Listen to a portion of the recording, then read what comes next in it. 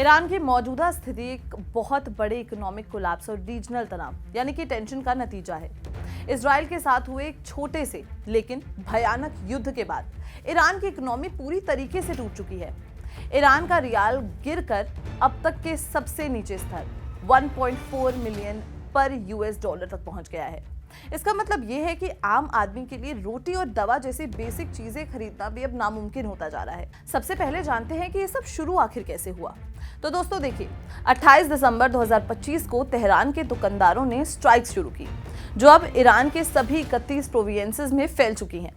पहले की protest political थी, लेकिन ये सर्वाइवल रिवॉल्ट है। लोग इस बात से गुस्से में हैं कि जब देश की जनता भूख से मर रही है और सैंक्शंस की मार झेल रही है, तब सरकार अपना सारा पैसा और रिसोर्सेज रीजनल प्रॉक्सी वॉर्स और युद्ध में क्यों लगा रही है।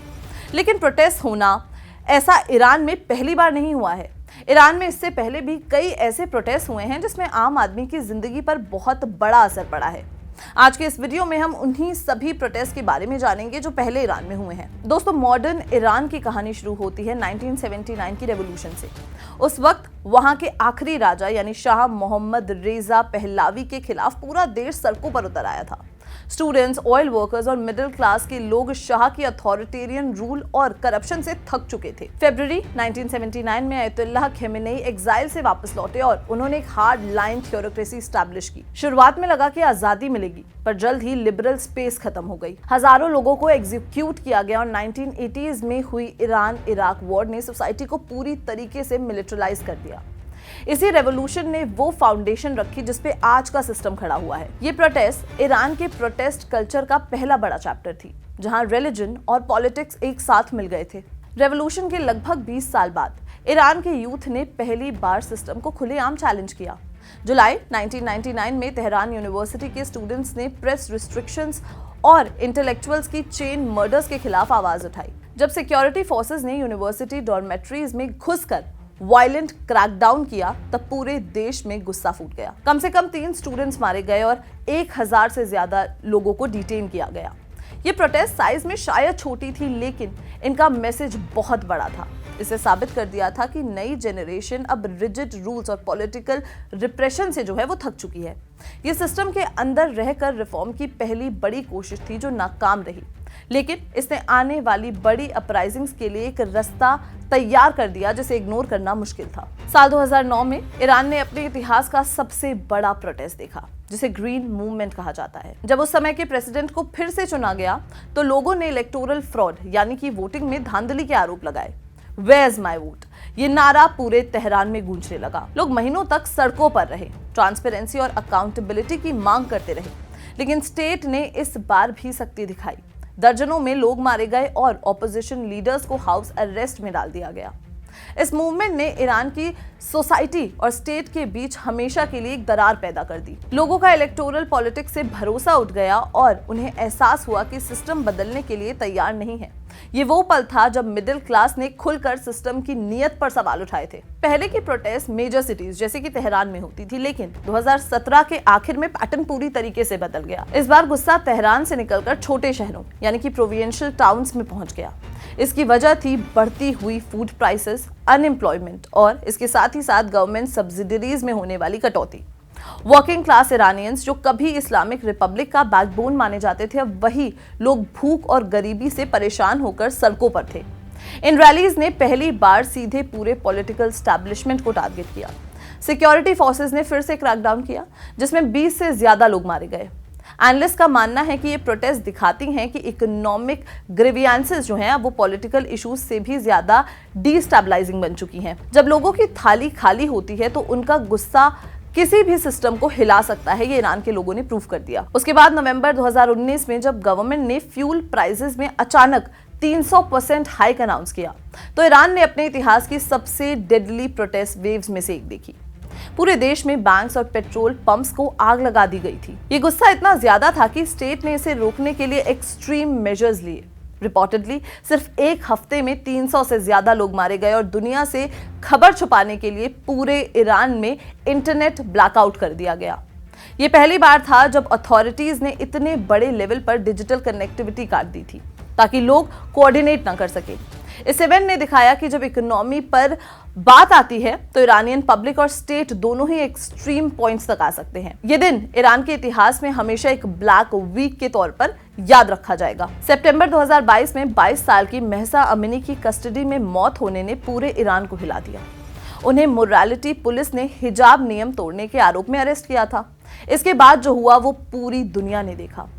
विमेन ने खुले आम अपना हिजाब हटाया और वुमेन लाइफ फ्रीडम के नारे लगाए। ये प्रोटेस्ट सिर्फ कपड़ों के खिलाफ नहीं था, बल्कि डेकेड से दबाई गई पर्सनल फ्रीडम्स और इसके साथ ही साथ आइडेंटिटी की आवाज थी।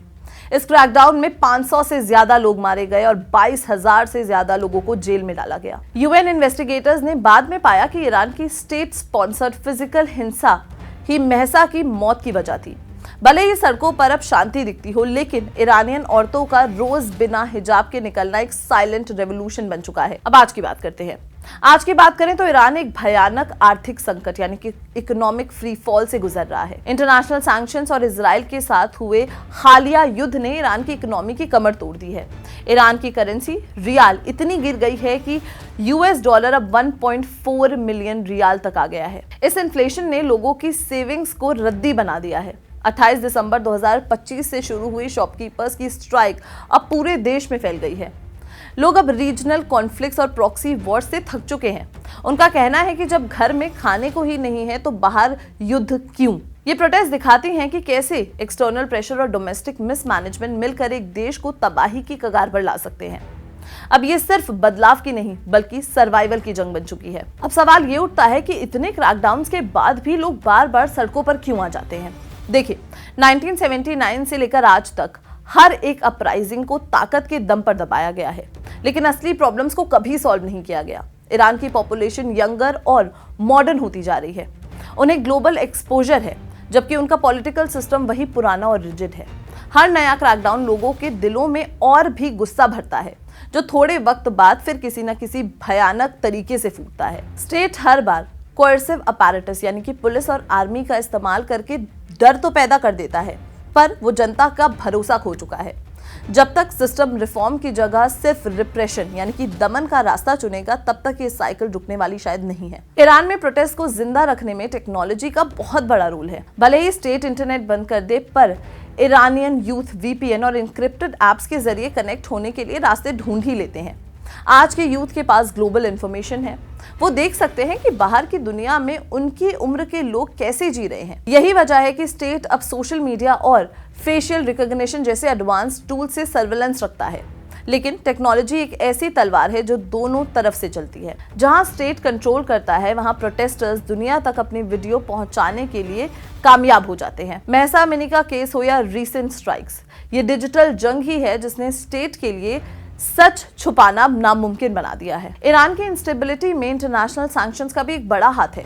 ग्लोबल पावर्स ने ईरान के ऑयल एक्सपोर्ट्स और बैंकिंग पर इतने सख्त बैन लगाए हैं कि वहां का ट्रेड लगभग अब खत्म हो चुका है। इन सैंक्शंस का असर सीधे आम आदमी की थाली और उनकी नौकरी पर पड़ता है। गवर्नमेंट इन सैंक्शंस को विदेशी साजिश कहती है, लेकिन लोग अब थक चुके हैं। वो पूछ रहे हैं कि उनका पैसा देश के डेवलपमेंट के बजाय रीजनल इन्फ्लुएंस बनाने में क्यों खर्च हो रहा है। ईरान की ये सिचुएशन पूरी दुनिया के लिए इंपॉर्टेंट है, क्योंकि यहाँ की हलचल ग्लोबल ऑयल प्राइसेस और मिडिल ईस्ट की शांति को डायरेक्ट इम्पैक्ट करती है। इसलिए वॉशिंगटन से लेकर बीजिंग तक सबकी नजर आज की ईरान की बदलती तस्वीर पर टिकी हुई है। तो दोस्तों, 1979 से लेकर 2026 तक का ये इतिहास हमें दिखाता है कि ईरान की आवाम कितनी गहरी चोटें झेल रही है। हर डिकेड में उन्होंने एक नए मुद्दे पर नए जुनून के साथ आवाज उठाई है। आज का इकोनॉमिक क्राइसिस शायद उनके लिए सबसे बड़ा इम्तिहान है, क्योंकि ये उनके सर्वाइवल यानी कि जीने की जंग है। क्या ईरान का सिस्टम इस बार जनता की आवाज सुनेगा और रिफॉर्म लाएगा, या फिर वही पुराना वायलेंस का सिलसिला दोबारा शुरू होगा? ईरान की रेजिलियंस यानी कि हिम्मत का कोई जवाब नहीं है, लेकिन अंडरलाइंग टेंशंस आज भी वही हैं जो 1979 में थी। आपको क्या लगता है, क्या ईरान एक बड़े बदलाव की तरफ बढ़ रहा है? हमें कमेंट सेक्शन में जरूर बताएं। और अगर ये वीडियो पसंद आई हो तो इसे लाइक और शेयर करना बिल्कुल भी ना भूलें, और हमारे चैनल जागरण जोश को भी जरूर सब्सक्राइब करें। धन्यवाद।